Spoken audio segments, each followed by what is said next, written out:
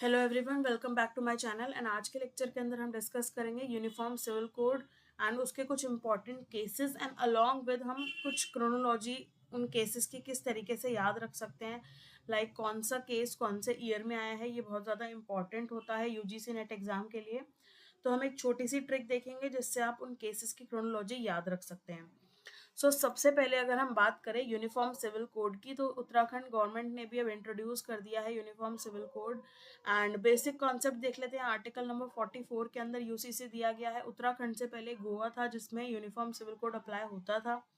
And दो तरह के लॉ होते हैं हमारे, basically civil law and criminal law. Criminal law तो सबके लिए एक है, एक ही तरीके से अप्लाई होता है, तो सबके लिए एक ही लॉ अप्लाई होगा।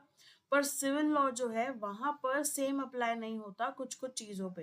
तो सेकेंड लॉ कमीशन की जो रिपोर्ट आई थी 1835 में, उन्होंने ये सजेस्ट किया था कि जो क्राइम है, एविडेंस है, कॉन्ट्रैक्ट्स हैं, इनमें तो सिमिलर लॉज होने चाहिए या यूनिफॉर्म लॉज होने चाहिए। लेकिन जो पर्सनल लॉज है उनमें यूनिफॉर्म लॉज नहीं होने चाहिए, सेपरेट होना चाहिए।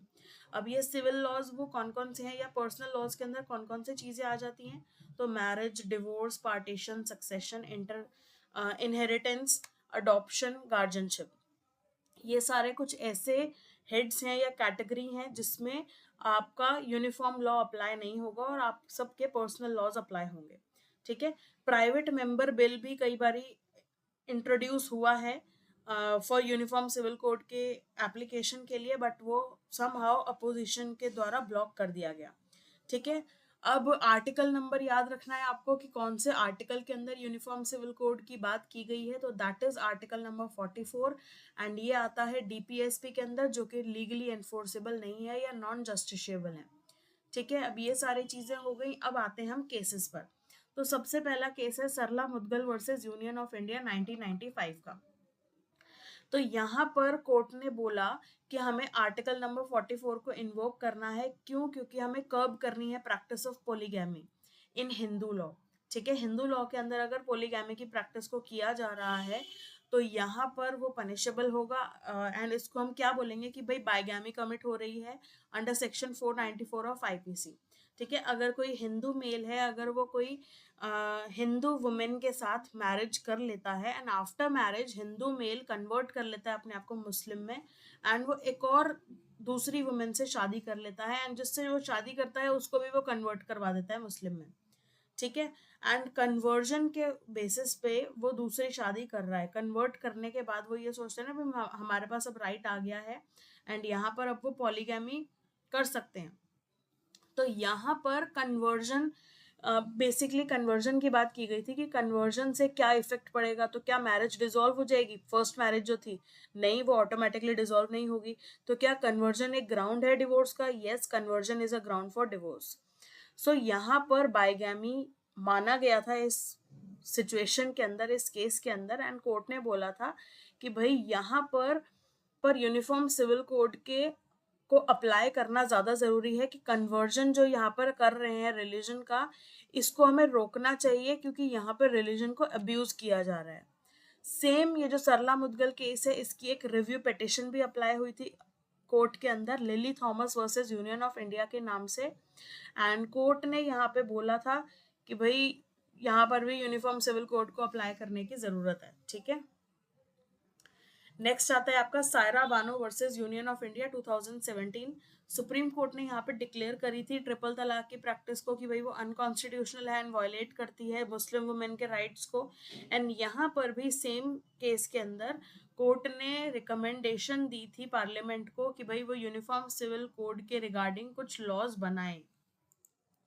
नेक्स्ट केस आता है आपका Indian young lawyers association versus state of Kerala, Sabarimala case 2018 का हमारा। सुप्रीम कोर्ट ने यहाँ पर वुमेन के एंट्री पे बैन लगा दिया था कि जब उनका मेंस्ट्रुअल एज चल रही होगी तो वो सबरीमाला टेम्पल में एंटर नहीं कर सकते, केरला में जो है। जजमेंट ने हाईलाइट किया कि भाई यूसीसी को बनाना बहुत ज़्यादा ज़रूरी है, उसकी बहुत ज़्यादा नीड है, क्योंकि कई जगह पे हम कन्फ्लिक्टिंग राइट्स देखते हैं, जेंडर इक्वालिटी नहीं है अलग अलग रिलीजन के अंदर। तो हिंदू लॉ के अंदर तो वुमेन्स को काफ़ी राइट्स दिए गए हैं, but Muslim law, Christian law, इन सब में राइट्स इतने नहीं दिए गए वुमेन्स को, उनका काफ़ी ज़्यादा राइट्स का वायलेशन होता है। तो यहाँ पर यूनिफॉर्म सिविल कोड को बनाने के या लाने की बात की गई थी, एम्फेसाइज किया था इस चीज पर कोर्ट ने। नेक्स्ट केस आता है आपका Joseph shine versus Union of India 2018। तो इस केस के अंदर भी सुप्रीम कोर्ट ने क्या किया था, अडल्ट्री को स्ट्रक डाउन कर दिया था। सेक्शन नंबर 497 ऑफ आईपीसी जो बात करता था अडल्ट्री से, और बोला गया था कि वो आर्टिकल नंबर 14, 15 एंड 21 को वायलेट करता है। कोर्ट ने एम्फेसाइज किया कि भाई जेंडर न्यूट्रल लॉज होने चाहिए, एंड यहाँ पर भी कोर्ट ने सजेस्ट किया कि यूनिफॉर्म सिविल कोड को इम्प्लीमेंट करना चाहिए एंड पार्लियामेंट को ये लॉ लेकर आना चाहिए। अब ये हैं हमारे कुछ other important cases. Jordan versus SS Chopra 1869, Ahmed Khan versus Shahbano Begum 1985, इसको शाहबानो केस के नाम से भी जाना जाता है।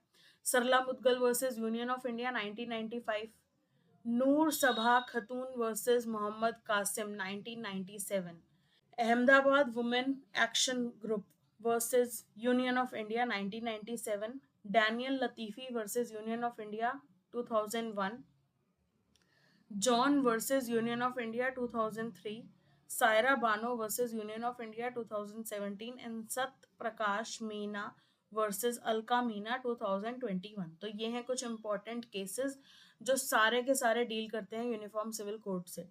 जो हमारा यूजीसी नेट एग्जाम है उसके अंदर आपको केस का नाम देख के ये भी पता होना चाहिए कि क्या ये इस टॉपिक से डील करता है कि नहीं करता है। तो इन सारे ही केसेस के नाम या ये सारे ही केसेस कहीं ना कहीं रिपीट हुए ही हैं प्रीवियस ईयर क्वेश्चंस पेपर में। तो इन सारे केसेस को आप देख के याद रखेंगे कि भाई ये यूनिफॉर्म सिविल कोड से ही डील करते हैं।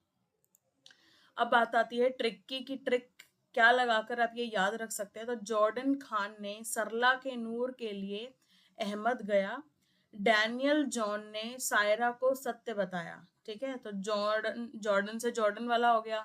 ठीक है, खान से शाहबानो बेगम अहमद खान, सरला से सरला मुदगल, नूर सबा खातून नूर से हो गया। फिर अहमदाबाद में अहमदाबाद वो जो वुमेन एक्शन वाला केस था, डैनियल से डैनियल लतीफी, फिर जॉन वाला केस हो गया, फिर सायरा बानो, फिर सत्य प्रकाश। ठीक है, तो इस तरीके से आप केस की पूरी क्रोनोलॉजी याद रख सकते हैं इस ट्रिक से। जॉर्डन खान, ये ने हटा दो, जॉर्डन खान सरला के नूर के लिए अहमदाबाद गया, डैनियल जॉन ने सायरा को सत्य बताया। ठीक है, ये ट्रिक से आप याद रख सकते हैं इस पूरे केसेस की chronology. So that's it for now, thank you so much for watching. Hopefully आपको ये चीज़ समझ में आ गई होगी, छोटा सा कॉन्सेप्ट था। And see you in my next video.